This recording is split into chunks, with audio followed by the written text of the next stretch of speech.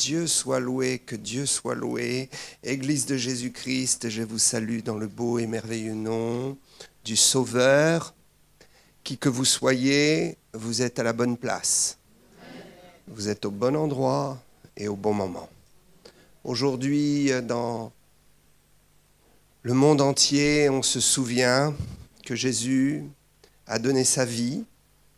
Et je bénis le Seigneur de ce qu'un jour a été fixé par les hommes pour nous souvenir de Pâques. Je vais vous parler de Pâques dans quelques instants et je crois que ce sera pour vous qui connaissez Jésus un affermissement de votre foi dans la connaissance. Vous et moi, nous avons besoin de la connaissance. Plus nous allons lire la parole de Dieu et plus nous allons grandir avec le Seigneur. La lecture de la parole de Dieu est quelque chose de mystérieux, de miraculeux. La parole est puissance et vie. Quand nous prêchons la parole de Dieu, c'est directement la manifestation de la personne du Fils de Dieu qui opère en nous un changement. À chaque fois que nous entendons la prédication de la parole de Dieu, le Seigneur Jésus prend place dans notre esprit et opère un changement qui va bouleverser notre avenir, qui va bouleverser notre mentalité, qui va nous permettre de partir sur un autre niveau. Alléluia. Je vois ici des gens qui sont déjà à un autre niveau. Et Dieu vous fera passer encore à un autre niveau. Et vous n'aurez pas fini de monter jusqu'à ce que le Seigneur vous emmène. Alléluia. Il y a un lieu secret que le Seigneur a pour chacun d'entre nous. Ce lieu de la connaissance spirituelle de sa parole, qui il est vraiment. Alléluia. Est-ce qu'on peut mettre le numéro 9 ou ça peut paraître compliqué? Lancer le numéro 9. Il n'y a pas de parole. Alléluia. C'est le sauveur de mon âme. Oh Jésus. Si on peut mettre un peu plus de retour. Oh Jésus. C'est le sauveur de mon âme. Et je veux toujours l'aimer.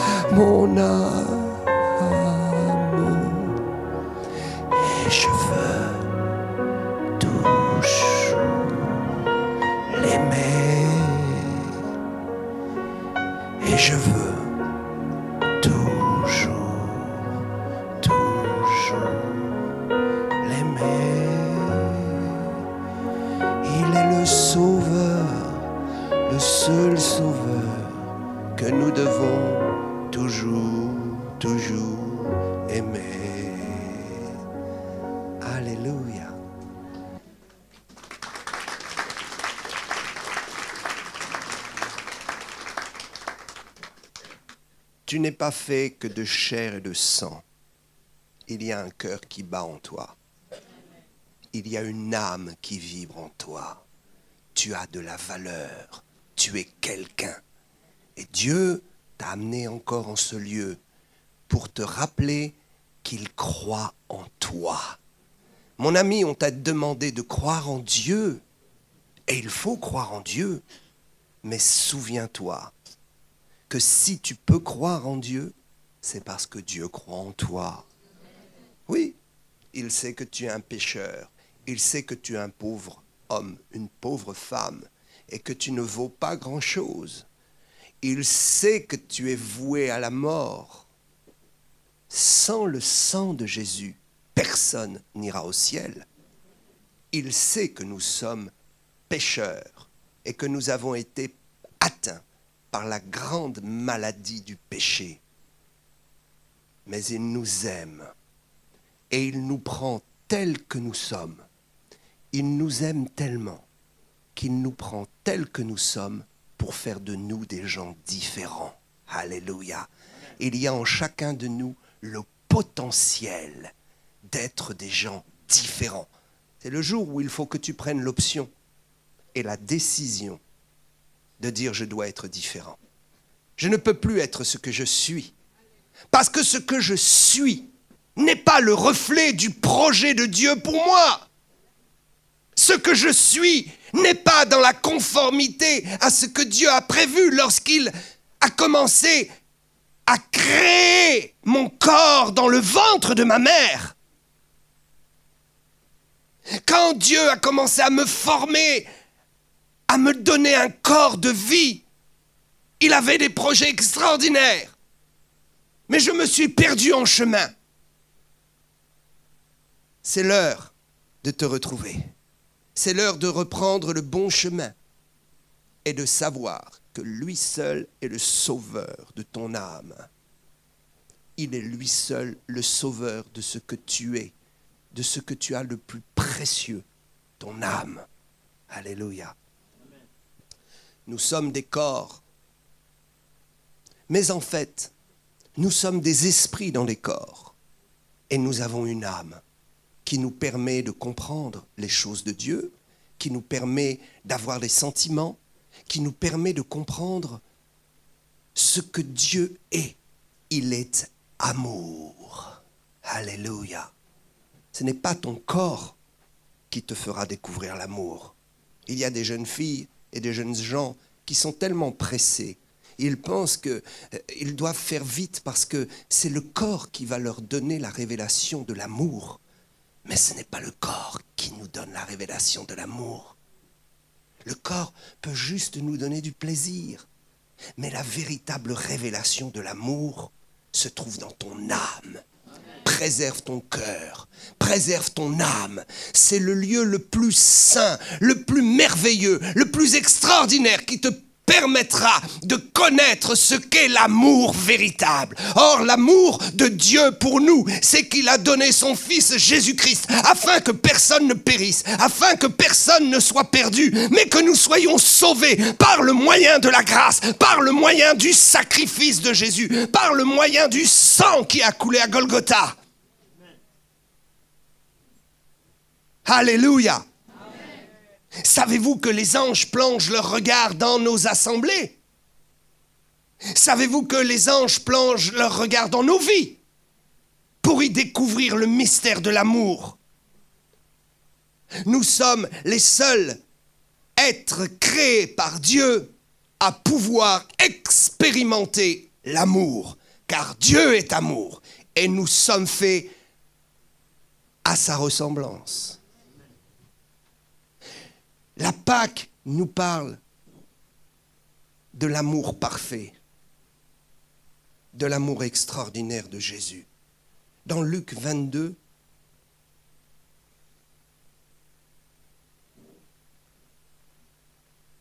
verset 15, le Maître leur dit, Alléluia. Savez-vous, lorsque Jésus parle, c'est le ciel tout entier qui nous informe de qui est Dieu. Jésus leur dit, j'ai désiré vivement manger cette Pâque avec vous avant de souffrir. Le christianisme est un appel à l'acceptation du sacrifice et de la souffrance sublimée par la puissance du Saint-Esprit qui nous permet de souffrir pour la bonne cause et de se sacrifier pour la bonne cause. Peut-être tu t'es sacrifié pour des causes et tu as été déçu dans ce monde. Peut-être tu as souffert pour des causes et tu as été déçu dans ce monde. Peut-être tu t'es donné à fond pour ton travail et le patron t'a fichu dehors. Peut-être tu as souffert pour conserver ce foyer. Tu rêvais d'élever les enfants, tu rêvais de construire ce foyer, tu t'es donné à fond et tu as été trahi. Et tu te dis, à quoi servent toutes ces souffrances et ces années de sacrifice? Tout ce que nous allons faire dans la chair et pour ce monde et dans ce monde est voué à l'échec et au néant. Une seule souffrance compte, celle que j'offre à Jésus pour mon salut, pour le salut du monde, pour obéir à sa parole. Alléluia! Jésus a montré le chemin. Il a souffert à la croix. Nous voulons annoncer un évangile de paix, de bénédiction, de lumière et de paillettes, de tonnerre et d'éclairs, de réjouissance. Mais n'oublions pas que le repos est pour le ciel et que nous devons vivre nos réjouissances et nos bénédictions sans perdre de vue que le christianisme est un monde de sacrifice. Il n'y a pas de résultat sans sacrifice. Si vous voulez servir Dieu, il faudra beaucoup travailler et sacrifier. Et vous connaîtrez une joie extraordinaire, c'est que chacun de vos sacrifices seront faits dans un mystère de joie.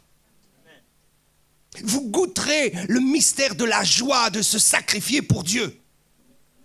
Il est temps que nous nous sacrifions vraiment pour Dieu. La Pâque nous parle de sacrifice. Le disciple n'est pas plus grand que le maître. Et nous ne devons pas nous sacrifier pour nos péchés. Il l'a fait une fois pour toutes. Nous devions nous sacrifier pour qu'il puisse nous utiliser. Je vous exhorte à offrir vos corps et vos vies comme un sacrifice vivant, non point pour hériter du salut, car Jésus l'a fait totalement, mais pour honorer le salut qui est le vôtre. Alléluia. Pouvoir se donner pour une cause. Peut-être tu t'es donné pour les causes et ça a échoué tout le temps dans l'échec. Mais aujourd'hui, Dieu te dit, je te garantis que si tu te donnes pour la cause de l'évangile, tu ne seras jamais déçu. Je n'ai vu aucun homme, aucune femme se lever pour servir Dieu et être dans le désespoir et constater que Dieu les avait trompés et emmenés dans une aventure sans lendemain. L'aventure de l'évangile a plus qu'un lendemain. L'ouverture du travail et du sacrifice dans l'évangile nous amène pour une jouissance de la gloire de Dieu éternelle. Ce que je te propose, mon ami, je voudrais te donner envie de t'engager plus pour Jésus-Christ. Je voudrais te montrer que tout ce que tu vas sacrifier pour Dieu ouvre une porte, non pas pour un jour, non pas pour 2 jours, non pas pour un lendemain, sans lendemain, mais pour une royauté, une voie royale vers l'éternité. Alléluia! Jésus s'est sacrifié et son sacrifice a porté un travail éternel. Alléluia. Il a désiré vivement manger la Pâque. Jésus a pris la Pâque juive par anticipation. Aviez-vous imaginé cela un instant? Un certain jour de la semaine, les Juifs se préparent à préparer la Pâque. Et Jésus, qui est juif, et ses disciples qui sont juifs, pensent qu'ils vont partager ce jour-là la Pâque avec Jésus. La Pâque qui signifie la sortie de l'esclavage, la sortie d'Égypte, la libération vers une terre promise. Ils pensent qu'ils vont manger l'agneau ensemble, mais Jésus leur dit non. J'ai désiré la Pâque avec vous. Jésus a pris la Pâque par anticipation, car la Pâque ne devait se prendre que le lendemain. Les disciples ont dû être surpris. Ils ont dû être surpris de ce que Jésus leur demande de prendre ce repas avant le jour fixé. Savez-vous pourquoi? Parce que Jésus ne pouvait pas être sacrifié après que les Juifs aient consommé la Pâque juive. Ok. Je voudrais que nous comprenions une chose. Dieu avait ordonné à Moïse de préparer un jour un repas, d'immoler l'agneau. Dieu dit à Moïse et à Aaron, alors qu'ils étaient encore dans le pays d'Égypte, il leur demanda de parler à tout Israël afin de célébrer un rituel qui deviendra une des plus grandes fêtes pour le peuple juif. Un rituel qui nous parle du Messie. Un rituel qui nous parle d'un phénomène extraordinaire. Dieu, dans son amour, donnera son propre Fils, qui sera nommé comme agneau de Dieu. Il mourra et il souffrira, afin que nous soyons sauvés et que nous ayons la vie éternelle.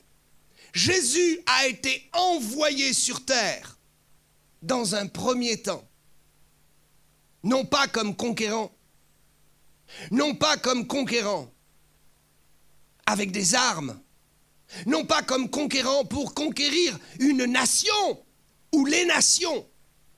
Il est venu pour conquérir des cœurs. Et il est venu agneau de Dieu. Si vous voulez conquérir les cœurs, soyez des agneaux au milieu des loups, protégés par la puissance du berger. Nous ne sommes pas là pour conquérir des places en ce monde. Jésus n'était pas venu pour instituer un règne, un gouvernement. Il était venu faire quelque chose de plus grand, de plus mystérieux, invisible aux yeux des hommes, mais pourtant si puissant. Qu'est-ce qui dirige le monde? Le cœur des gens. Est-ce que vous croyez que ce sont les actes et tout ce qui est signé et les protocoles et les organisations dans les nations, l'organisation dans les nations, l'organisation dans les sociétés qui fait tourner le monde? Moi, je vous le dis, ce qui fait tourner le monde, c'est le cœur des gens. Parce que lorsque le cœur change, les lois changent.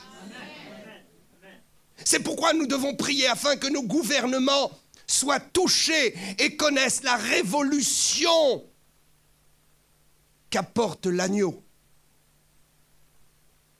Quand un cœur change, la situation va changer. Amen. Alléluia. Amen. Prions pour que cette belle nation de France connaisse jusqu'à l'Élysée l'appel de la croix et la révélation de l'agneau immolé. Le jour où Jésus a dit à ses disciples, j'ai vivement désiré prendre la Pâque avec vous, était la veille où les Juifs allaient prendre la Pâque juive. Je bénis le Seigneur de ce que parfois, certaines années, la Pâque juive tombe avec la Pâque chrétienne. C'est tout à fait normal. Ça devrait être comme cela toutes les années. Pourquoi? Parce que l'accomplissement de la Pâque juive est précisément la Pâque chrétienne. La Pâque chrétienne sublime la Pâque juive parce qu'elle en est l'aboutissement.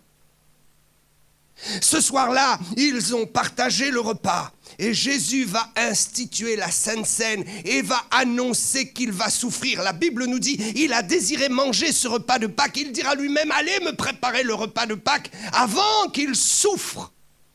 Et le lendemain, il sera crucifié à 9h du matin. Ils le porteront sur la croix et il agonisera jusqu'à 15h de l'après-midi. À 15h de l'après-midi, alors qu'il criera « Tout est accompli !» Les Juifs ayant préparé le repas de Pessah, toute la journée s'apprêteront à le consommer. Ils ne savent pas qu'ils consommeront quelque chose qui n'a plus aucune signification dans la prophétie, parce que la prophétie venait d'être accomplie à la croix.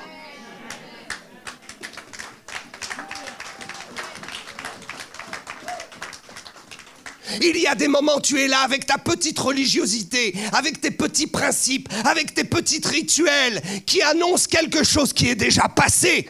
Tu perds ton temps, mon ami. Le monde tourne, le programme de Dieu avance. Et si tu es en retard, il faut laisser tous tes bagages et courir vite là où est l'œuvre de Dieu.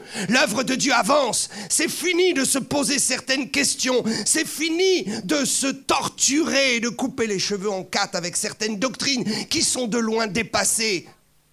Vivons au temps de l'horloge de Dieu. Vivons le moment de la moisson de Dieu. Vivons la saison de Dieu. Il y a eu des saisons où nous nous posions des questions sur certains points de doctrine. Mais la saison a passé. Et maintenant, nous visionnons quelque chose d'autre parce que nous sommes plus près du retour de Jésus. Et les choses qui semblaient essentielles dans le passé sont devenues secondaires parce que Dieu nous ouvre les yeux sur d'autres choses beaucoup plus essentielles. Cessons de nous diviser, cessons de nous battre. J'imagine le lendemain les disciples qui avaient pris par anticipation la Pâque avec Jésus la veille. J'imagine Jésus mort sur la croix, Joseph d'Arimathée qui vient pour prendre le corps.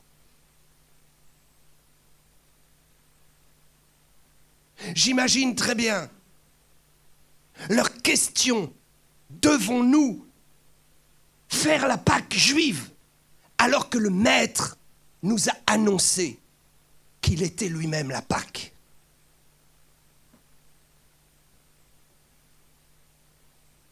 Jésus est mort vers 15h de l'après-midi. La Bible nous dit qu'il y eut des ténèbres de midi à 15h. Imaginez.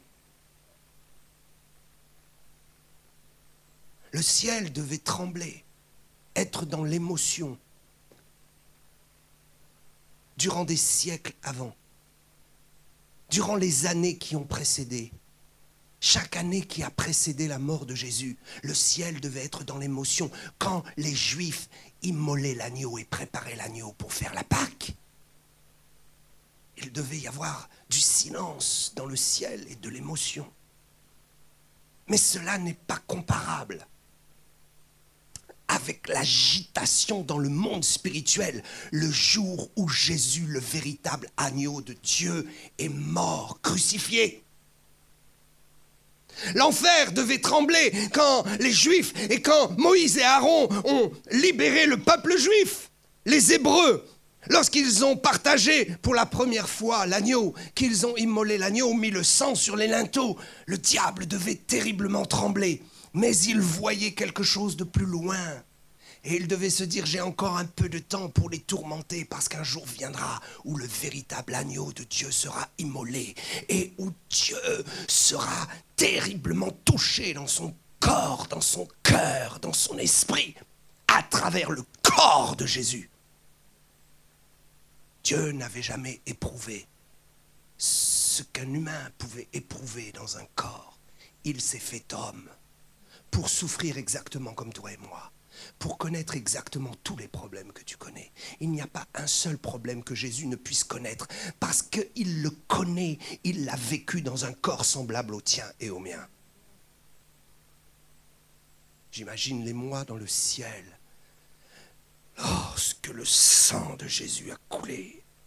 Chaque goutte qui est tombée à terre a fait trembler le ciel. La douleur du Père a été telle, l'horreur du Père a été telle qu'il a tourné son visage et que Jésus a dit: Lama, lama sabachthani. Oh mon Dieu, pourquoi m'as-tu abandonné? Sur la croix, Jésus a prononcé des paroles qu'il t'est interdit de prononcer. Parce que lui seul a porté ta condamnation. Et tu n'auras plus jamais à la porter.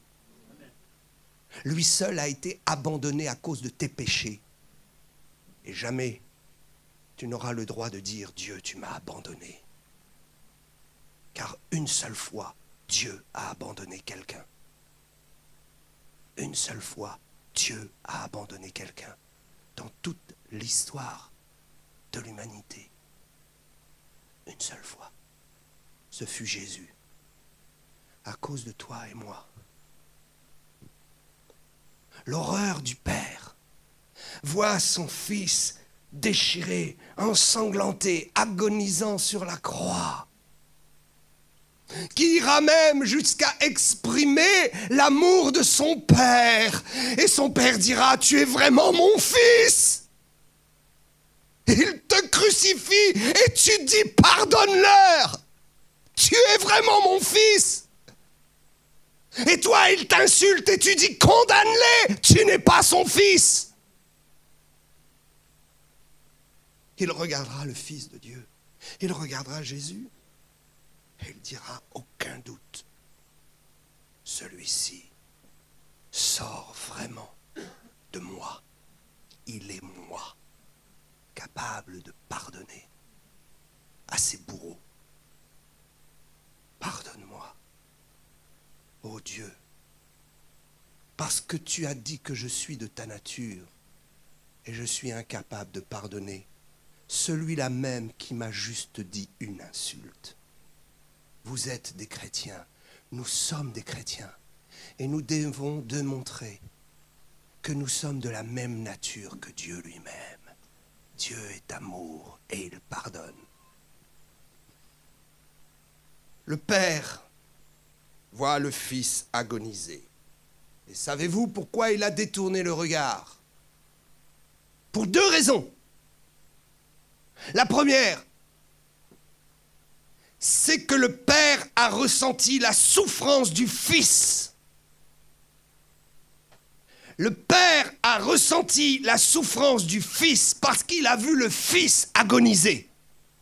Si je vois un de mes enfants spirituels souffrir, je souffrirai avec lui. La Bible dit, si un membre souffre, le corps entier va souffrir. Est-ce que toi seulement tu souffres lorsqu'on insulte ton pasteur? Est-ce que seulement tu souffres lorsqu'on insulte un homme de Dieu? Est-ce que seulement tu souffres quand un pasteur est malade? Est-ce que seulement tu souffres quand un pasteur a trébuché? Nous avons une mauvaise habitude en France. Si quelqu'un est tombé, au lieu de le relever, on lui coupe la tête.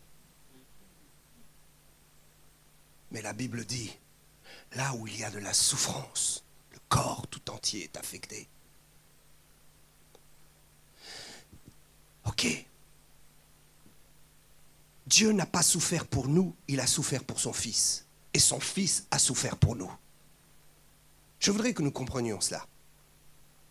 Le Père a souffert pour le Fils, à cause du Fils. Mais c'est le Fils qui a souffert pour nous. Ainsi, personne ne peut aller à Dieu sans passer par le Fils. Toi, tu penses que tu peux aller atteindre Dieu, mais Dieu dira, moi, je n'ai pas souffert. Et la souffrance que j'ai eue pour toi, elle est passée au travers la personne de mon Fils Jésus. Passe donc par mon Fils si tu veux me voir.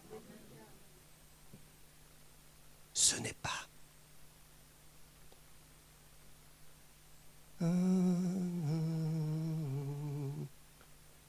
mon petit Jésus, mon enfant. Ce n'est pas la mère de Jésus. Non. Ce n'est pas la maman de Jésus qui a souffert pour toi. Elle a vu son Fils et elle a souffert à cause du Fils, mais pas à cause de tes péchés. Non. Non. Elle se souvenait, Marie. Oh, Marie se souvenait. Son enfant chéri. Imaginez la souffrance de Marie voyant Jésus agoniser. Ce n'est rien. La véritable souffrance, c'est le Père de Jésus. C'est Dieu lui-même qui l'a éprouvé. Marie devait prendre Jésus dans ses bras et penser qu'elle le portait. Mais ce jour-là, voyant Jésus agoniser à la croix pour le pardon des péchés, elle comprend que ce n'est pas elle qui a porté Jésus, mais c'est Jésus qui l'a porté toute sa vie.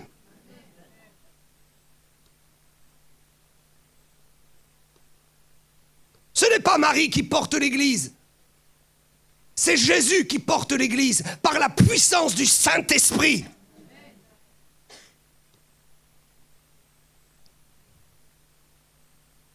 Il fut crucifié. La deuxième raison, c'est que Dieu a vu l'horreur du péché être mis sur les épaules de Jésus.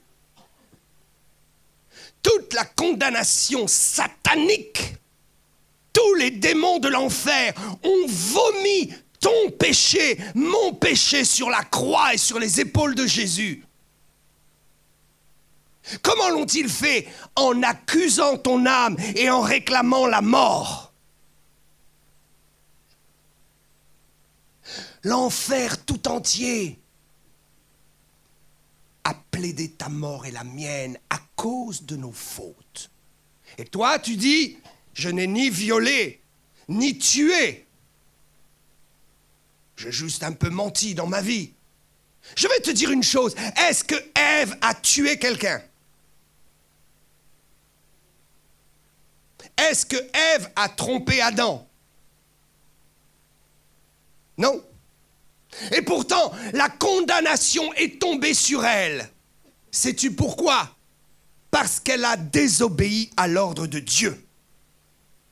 Nous sommes condamnés pour une seule chose. Nous avons désobéi à Dieu. Nous sommes des pécheurs parce que nous avons désobéi et nous désobéissons à Dieu. Pas besoin d'avoir été en prison pour se reconnaître pécheur. Le simple fait d'avoir offensé le Père, d'avoir désobéi, te rend coupable. Une seule désobéissance peut entraîner des millions de morts. Une seule désobéissance peut entraîner des guerres. Une seule désobéissance peut faire chuter un royaume. Savez-vous qu'il y a des royaumes qui sont tombés parce que les femmes ont désobéi au roi? Savez-vous qu'il y a eu des guerres qui ont commencé juste parce qu'un homme a désobéi et s'est rebellé? Qu'est-ce que la désobéissance biblique? C'est ni plus ni moins que la rébellion. Mon ami, tu es comme moi. Tu es rebelle. Tu ne veux pas obéir. Tu ne veux pas te soumettre. Tu es un pécheur. Et tu dis, je suis saint. Regarde simplement ce qui se passe quand tu vas dans les lieux secrets après avoir bien mangé et digéré. Et tu verras que ce qui sort de toi est vraiment impur. Et tu peux regarder ça et dire, ça sort de moi. Oui, parce que Dieu te rappelle que tu es impur, que tu es un pécheur et que tu as besoin de la grâce. Il faut te convertir. Mais pas juste dire, Jésus, je t'accepte. Il faut réellement l'accepter et le suivre sur le chemin de la croix. Il faut accepter de faire des sacrifices pour lui. Parce que lui a fait un grand sacrifice pour toi. Sais-tu que Jésus est là? Un jour, un homme m'a raconté une histoire étrange. Waouh! Une étrange histoire, pasteur.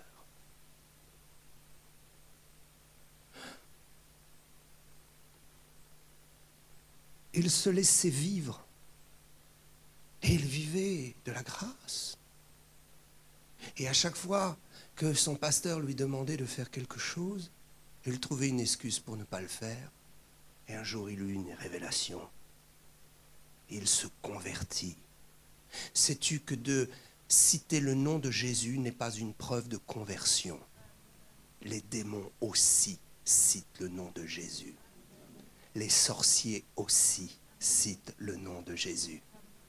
Ce qui fait de toi que tu es converti, c'est que tu as offert ton cœur et que désormais tu marches en nouveauté de vie.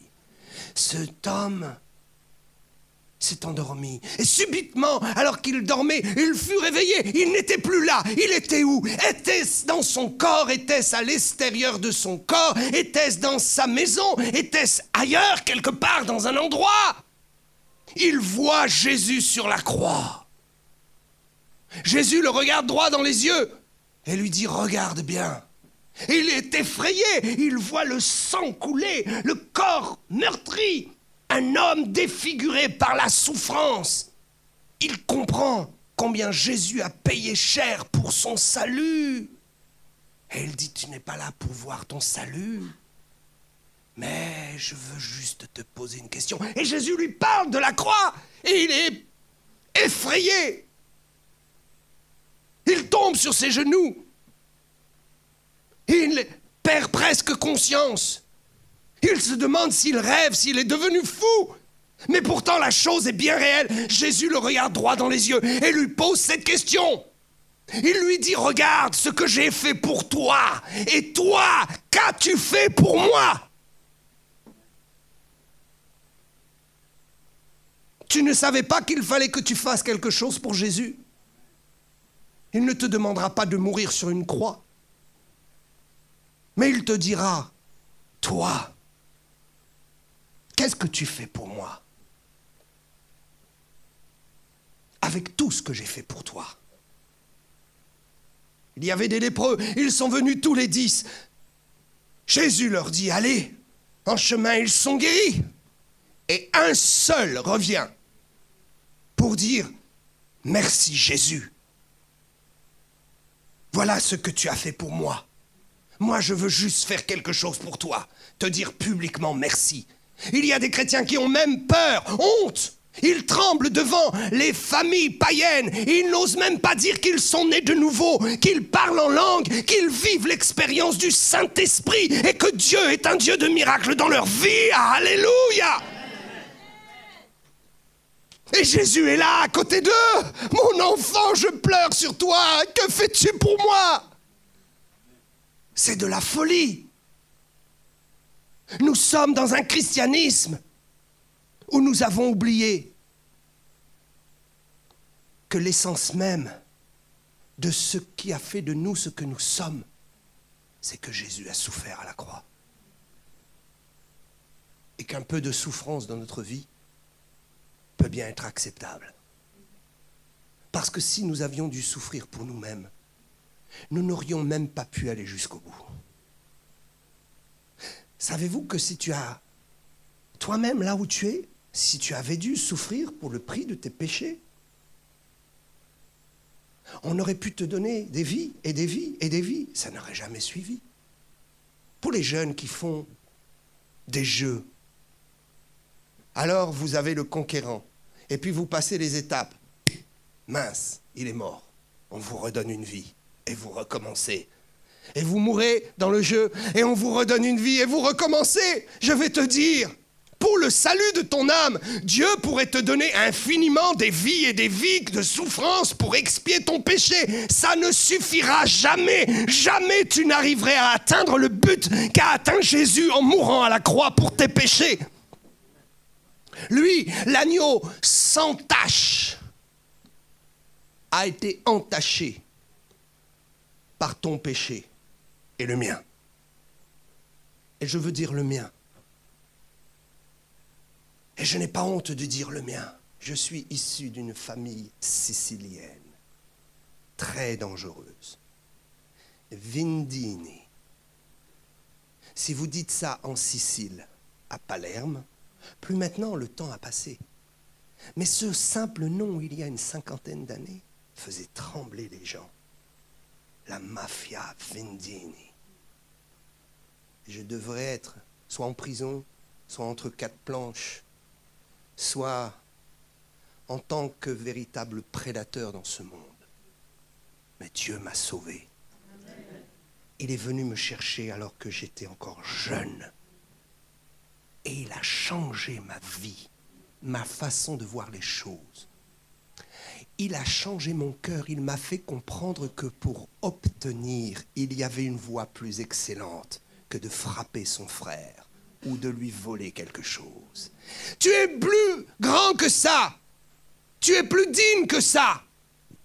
Dieu m'a dit quand je me suis converti à 16 ans, alors que je ne pensais que la seule solution pour moi, misérable humain, était de la violence.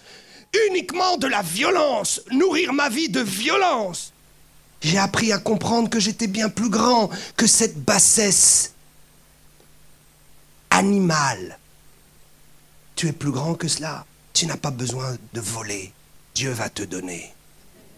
Tu n'as pas besoin de frapper. Dieu te fera justice. Tu n'as pas besoin de t'abaisser à faire comme tes ennemis. Tu es plus grand que cela. Tu es à la stature, au niveau du Fils de Dieu, qui a souffert, lui qui pouvait raser tout Jérusalem du souffle de sa bouche, lui qui pouvait simplement dire à la croix, « Venez, myriade d'anges ». Il serait descendu et un seul aurait pu souffler sur tout Jérusalem pour les calciner, pour les détruire. Mais lui a été plus grand que cela. Où est la noblesse d'un homme? Où est la noblesse de la vie d'une femme? C'est de continuer dans la tempête et de souffrir l'injustice, sachant que le juste justifiera. L'injustice n'est que passagère. L'injustice est une illusion. L'injustice n'est qu'un mirage. Parce que l'injustice ne peut pas tenir devant le juste des justes. Devant la lumière du matin. Devant l'alpha et l'oméga. Devant celui qui est ta justice. Devant celui qui est ton paraclet. Devant celui qui est ton avocat devant le Père. Si Jésus est capable d'être l'avocat devant le Dieu du ciel, le Dieu de tout l'univers, ne sera-t-il pas capable de se lever en justice devant un homme qui te persécute? Une femme qui te crache au visage? Tu es plus grand que cela. Ne réponds pas la violence par la violence. Ne réponds pas la haine par la haine. Ne réponds pas le racisme par le racisme. Peuple noir, on vous a trompé, on vous a pollué. Ne faites pas comme les blancs, s'il vous plaît. Ne devenez pas raciste. Ne faites pas comme eux. Vous valez bien plus que cela. Vous venez d'une fosse où on a massacré vos parents, où on les a traînés sur des bateaux d'esclaves. Et vous vous en êtes sortis. Vous êtes plus grands. C'est pourquoi Jésus a dit, bénissez ceux qui vous maudissent. Bénissez. Vous n'avez pas été créés pour la vengeance. Vous n'avez pas été créés pour cela. C'est illusoire, c'est un mirage. La vengeance est un mirage qui disparaît dans le désert de ce monde. Nous sommes tous en difficulté dans un désert terrible. Le soleil est chaud, la terre est aride, et nous marchons dans le désert de ce monde avec tant de difficultés. Et parfois nous croyons que cela va résoudre le problème. De lever le poing contre quelqu'un, mais ce n'est qu'un mirage. Une fois que le poing est levé et abaissé, le mirage disparaît et tu te retrouves avec tes problèmes. Tu vas te retrouver devant les problèmes de la justice. Ils sont venus frapper à ta porte. Et ils ont dit, tiens, vends un peu de cannabis. Tu vas te faire un peu d'argent. Mirage! Mirage! Ne les crois pas! Ils te trompent! Ce sont des ambassadeurs de la mort! Quand tu auras fini de vendre et fini de dépenser l'argent, tu te retrouveras seul avec ta conscience. Et un jour, seul, devant les barreaux. Parce que c'est toujours comme ça que ça finit. C'est toujours comme cela que ça finit. Oh, au début, ça ne commence pas comme cela. Le scénario ne commence pas comme cela. Je parle pour les jeunes. On te propose un verre et tu dis je ne serai jamais alcoolique. Mais ça ne commence jamais par la bouteille. Tu prends un ecstasy, tu fumes un joint et tu dis ouais, Je n'aurai jamais d'overdose, mais ça ne commence jamais par l'overdose. Ah, peut-être des fois, malheureusement, ça commence par l'overdose. J'ai connu une jeune fille qui m'a raconté une histoire tellement dramatique. 19 ans. Imaginez, 19 ans, la vie devant elle. Elle veut manger la vie par tous les bouts. Elle veut croquer la vie comme on croque dans une pomme, à pleines dents. Elle part en boîte de nuit et elle trouve ça super. Elle a 19 ans. Ses parents ne peuvent pas l'empêcher finalement. Et le gorille à l'entrée de la porte lui demande sa carte d'identité. Elle a le passeport pour l'enfer. Il y a des jeunes qui ont hâte d'avoir 18 ans pour s'émanciper, pour dire non à papa et maman. Il y a des jeunes qui ont hâte d'avoir la carte, qui est un passeport pour l'enfer. Ce jour-là, elle arrive, comme à son habitude. Elle entre avec le sourire en boîte de nuit et elle se dit « Oh, ma petite sœur, 14 ans, qui m'embête depuis des semaines pour que je l'amène avec moi. » Alors elle réfléchit et la semaine d'après, elle dit à sa petite sœur « Waouh, je suis ta grande sœur. Viens avec moi. Les boîtes de nuit, c'est pas si méchant. C'est le monde, mes amis. Est-ce que vous avez besoin de cela?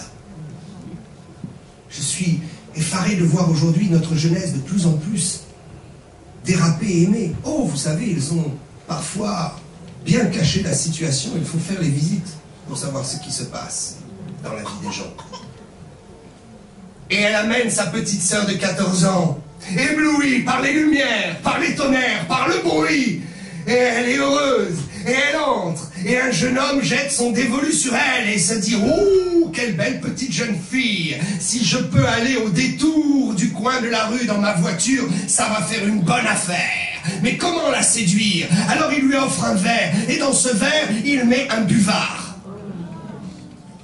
Vous savez, ces petits buvards, pulvérisés de LSD, ça sèche. Et quand vous le consommez, alors avec l'eau du corps ou la salive, ça reprend forme. Et ça te pète au cerveau direct. Et elle ne sait pas, elle boit. Et en moins d'une demi-heure, elle meurt dans les bras de sa sœur de 19 ans d'une overdose. Un seul ecstasy, surdosé. Le méchant laborantin a dû pulvériser à ce moment-là beaucoup plus le buvard. Vous savez, ils prennent des grands buvards, ils pulvérisent, ils attendent que ça boive et ils coupent en morceaux. Mais là, il a dû insister à un endroit particulier où l'esprit de la mort avait projeté l'overdose. Croyez-vous que cette jeune fille s'en est remise? Sans Jésus, c'est impossible. Ça ne commence jamais comme ça. C'est ce qu'on se dit. Mais un jour, on tombe sur la fin de l'histoire. Savez-vous que l'histoire peut se terminer très vite? Tu peux sortir d'ici et Dieu réclame ton âme. Qu'auras-tu fait pour Jésus si tu es chrétien? Partiras-tu au ciel avec les œuvres préparées d'avance? Comment vas-tu partir au ciel? Tu n'as pas choisi comment tu vas venir sur terre, mais tu peux choisir comment tu vas partir là-bas. Quel choc! Peux-tu réaliser que tu n'as eu aucun droit pour choisir ta destination terrestre? Américain, hollandais, français, arabe, quinois. Wow, c'est la meilleure place. Tu crois que c'est aux États-Unis? Non, c'est à Kinshasa. Certains n'ont pas choisi, ils auraient bien voulu naître là-bas. Et ils sont nés là où Dieu a voulu qu'ils naissent. Nous n'avons pas choisi l'heure de notre arrivée. Nous n'avons pas choisi le lieu de notre arrivée. Mais je prétends et j'affirme que nous, chrétiens, nous choisirons le lieu où nous allons aller. Et le lieu où nous allons aller, c'est dans les bras de Jésus, dans le paradis.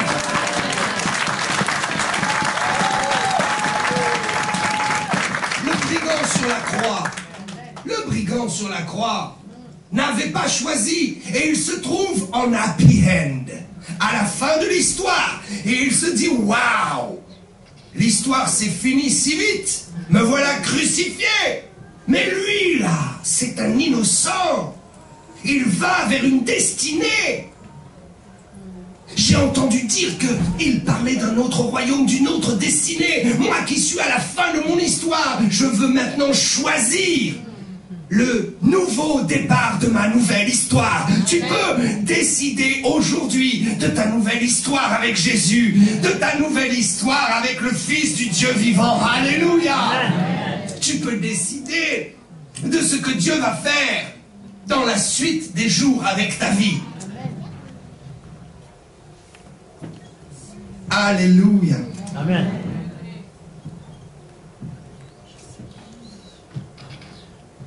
Je sens la grâce du Saint-Esprit qui convainc de justice, de jugement et de péché. Je vais vous dire, le plus grand travail que nous faisons, nous prédicateurs, ce n'est pas quand nous nous imposons les mains. Ce n'est pas quand nous guérissons les malades. C'est quand nous enseignons la parole de Dieu. C'est quand nous enseignons la parole de Dieu. Béni soit le Seigneur pour les miracles. Béni soit le Seigneur pour les délivrances. Ce que certains appelleront exorcistes.